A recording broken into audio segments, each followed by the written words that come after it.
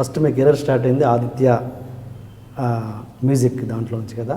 అక్కడ ఆ టైంలో మీకు వచ్చింది చాలా తక్కువ అమౌంట్ యాక్చువల్లీ.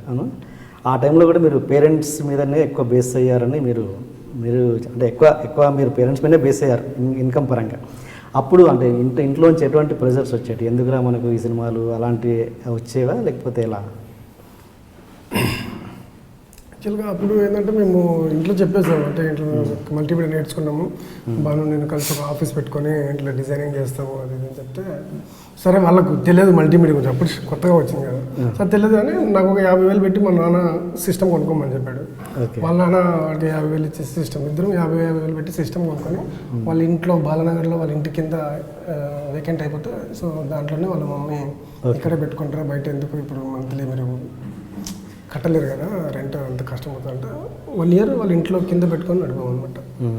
సో అప్పుడు పెట్టుకుని ఆదిత్య మ్యూజిక్ సినిమా ట్రై చేసేవాళ్ళం ఎక్కువ. యాక్చువల్లీ ఫిలిమ్స్ ప్రతి సినిమా ట్రై చేసేవాళ్ళం, ప్రతి సినిమాకి మా వచ్చిన ఉన్న డబ్బులు వాటి ఖర్చు పెట్టేవాళ్ళం. ఆదిత్య మ్యూజిక్ తిరగగా 2 years తర్వాత దయానంద్ గారు అని అందులో ఉన్నారు. సో తను బాగా ఎంకరేజ్ చేశారు. తర్వాత ఉమేష్ గారు మా వర్క్ చూసి బాగుందని, సో వర్క్ వాళ్ళు మెల్లమెల్లగా పెంచడం మొదలుపెట్టారు.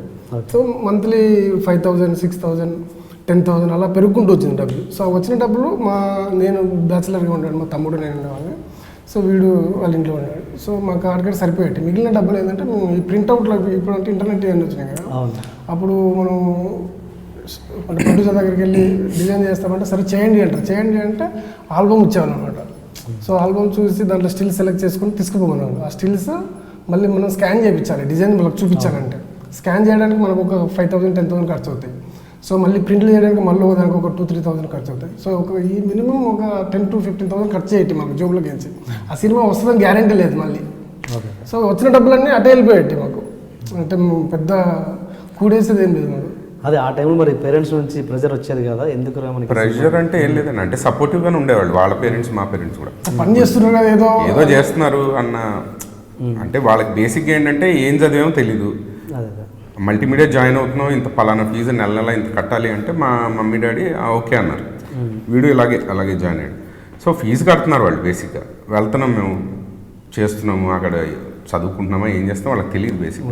బట్ 1 fine day చెప్పాము, ఇట్లా మేము ఇద్దరం స్టార్ట్ చేస్తాము, అంటే అందరం ఫ్రెండ్స్ అనుకున్నాం, బట్ వర్కౌట్ కాలేదు, ఇట్లా ఇద్దరం చేద్దాం అనుకుంటున్నాం అది ఇది అంటే, సరే ఏం చేయాలి అంటే ఫస్ట్ అయితే కంప్యూటర్ కావాలని మళ్ళీ ఇద్దరం కంప్యూటర్లు కొనుక్కొని అప్పుడు 52,000 55,000 అయింది ఒక్కో సిస్టమ్.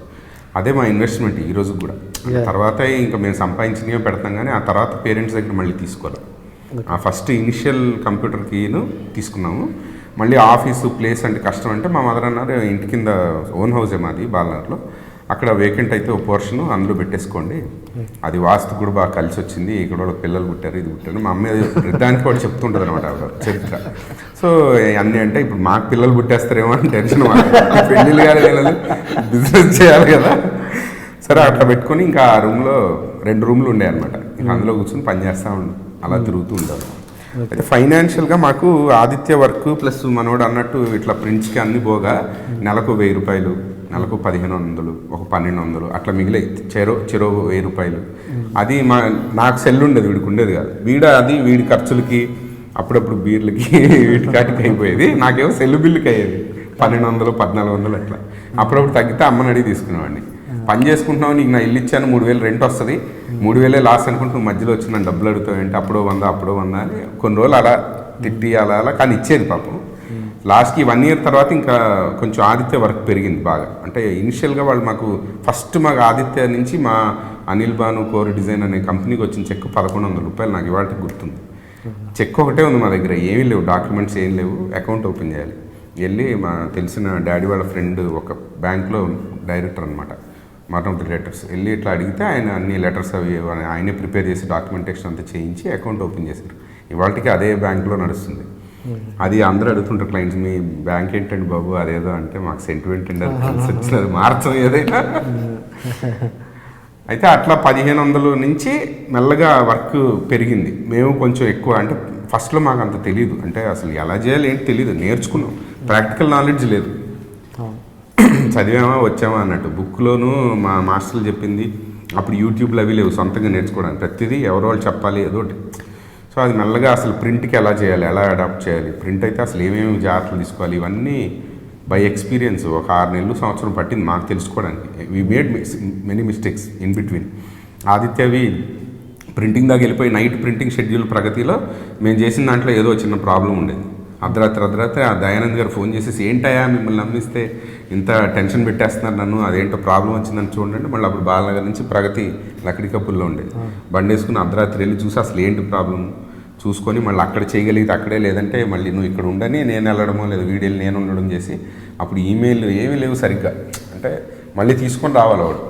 ఆ ఫైల్ 100 MB కంటే ఎక్కువ ఉంటే మళ్ళీ క్యారీ చేయలేం. జిప్ డ్రైవ్ అని 100 MB ఉండేది కెపాసిటీ. వాటిలో తీసుకొచ్చి చాలా టార్చర్ ఉండేది అప్పుడు. అట్లా చేస్తే మెల్లగా ఎక్స్పర్టీజ్ పెరిగేసరికి కొంచెం వాళ్ళు కూడా వర్క్ పెంచారు కొంచెం. అంటే మేము నెలకు 5,000 సంపాదించే దగ్గర నుంచి 10,000 15,000 దాకా వచ్చింది. అప్పుడు ఈ థాట్ ఓకే ఇక్కడ చాలు, let's get in to some ప్రొఫెషనల్గా ప్లేస్ తీసుకొని ఆఫీసు చేద్దామని చెప్పి అప్పుడు మళ్ళీ కొంచెం డబ్బులు అడిగాము ఇంట్లో. 30,000 ఎంతో నేను వాడు చెరువు 30, 40 అంత తీసుకుని ఆఫీస్కి అడ్వాన్స్ ఇచ్చి కొంచెం అక్కడ కావాల్సిన టేబుల్స్ ఫర్నిచర్ అవి కొనుక్కొని ఆఫీస్ సెటప్ చేసాం. ఈ ఆఫీస్ సెటప్ చేసిన తర్వాత 2 ఇయర్స్కి మాకు బ్రేక్ వచ్చింది. మళ్ళీ ఈ 2 ఇయర్స్ ఆఫీస్ మెయింటెనెన్స్ మా మీద పడింది అదనంగా. డబ్బు పెరిగింది ఇన్కమ్, బట్ అవుట్పుట్ కూడా ఇప్పుడు ఫోన్ బిల్ పెరిగింది, ఇంటర్నెట్ బిల్ పెరిగింది, ఆఫీస్ రెంట్ పెరిగింది, ఆఫీస్ బాయ్ ఒకడు అది పెరిగింది. అయినా మాకు అంతే వచ్చింది అనమాట. Hi, You are watching iDream Media. please subscribe for more videos.